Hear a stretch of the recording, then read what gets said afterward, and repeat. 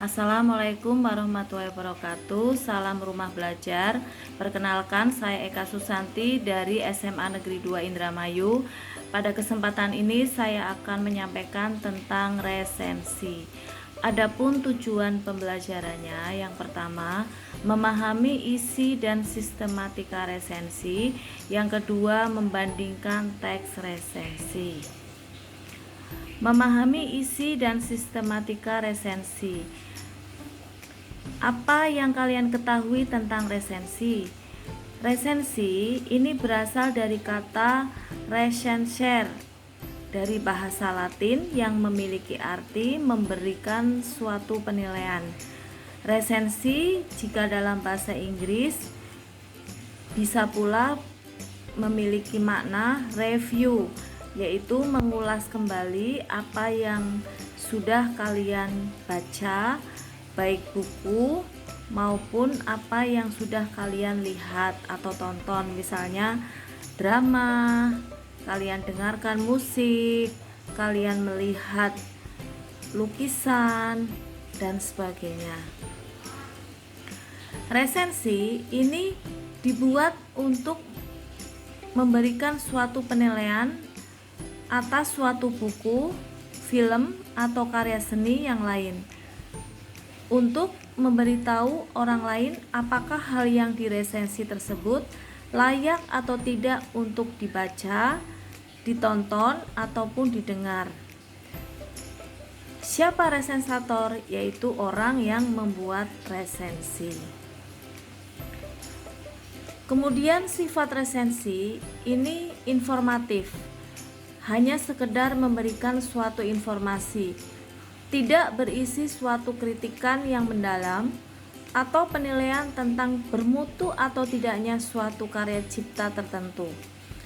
Resensi juga bukan iklan tentang buku baru atau promosi buku. Lalu, sistematika dalam resensi. Yang pertama ada judul resensi. Judul ini menggambarkan keseluruhan dari isi buku. Yang kedua, data buku atau identitas buku yang berisi judul buku, nama penulis atau pengarang, kota terbit, penerbit, tahun terbit, cetakan keberapa, dan jumlah halaman. Yang ketiga ada pendahuluan. Pendahuluan ini bisa berisi tentang perbandingan dengan karya-karya sebelumnya maupun perbandingan dengan buku yang berisi masalah sejenis atau yang sama, riwayat hidup pengarang, bisa pula hal yang berhubungan dengan tema atau isi. Kemudian yang keempat ada sinopsis atau ringkasan dari isi buku.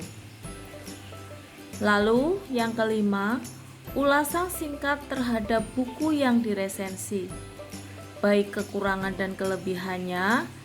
Ini dapat dilihat dari segi fisik buku atau bagian dari luar buku. Misalnya penggunaannya, buku ini bisa digunakan untuk kalangan siapa saja. Kualitas kertas, penjilidannya bagaimana, pengetikannya apakah ukuran huruf yang bisa dibaca apa tidak, isi bukunya, dan bisa pula dari penggunaan bahasanya dari isi buku tersebut. Buku yang berjudul Mukjizat Gerakan Sholat ternyata sangat berguna untuk pencegahan dan pengobatan berbagai penyakit. Dengan membaca buku ini, pembaca dapat mengetahui apa maksud dari gerakan sholat yang dibuat sedemikian rupa. Dan buku ini sangat bermanfaat dari segi medis, psikologis, religi, maupun seni olahraga. Bahkan buku ini dapat bermanfaat bagi pembaca karena pembaca dapat mengetahui bahwa gerakan sholat itu sangat berguna dan dapat menghindari dari berbagai macam penyakit. Buku ini juga sangat bestseller karena banyak yang membaca dan membelinya. Kemudian dalam buku ini juga menjelaskan tentang fungsi organ tubuh maupun rukun iman yang lainnya yang dapat membuat tubuh manusia menjadi sehat.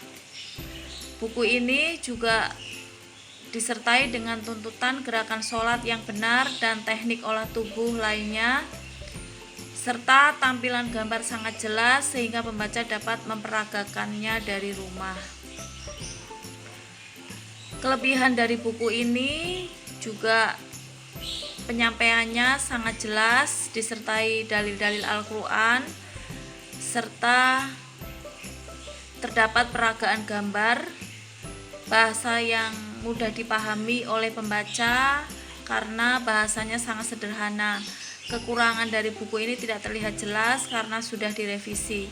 Jadi kesimpulannya, buku ini sangat bermanfaat dan Allah Subhanahu wa Ta'ala menciptakan gerakan sholat bukan hanya untuk menyembahnya, tetapi juga berguna untuk sang makhluk yang menyembahnya, dengan kesehatan aliran darah yang dihasilkan dari gerakan sholat tersebut. Demikian penjelasan dari saya, kurang lebihnya mohon maaf, dan saya akhiri. Wassalamualaikum warahmatullahi wabarakatuh. Salam rumah belajar.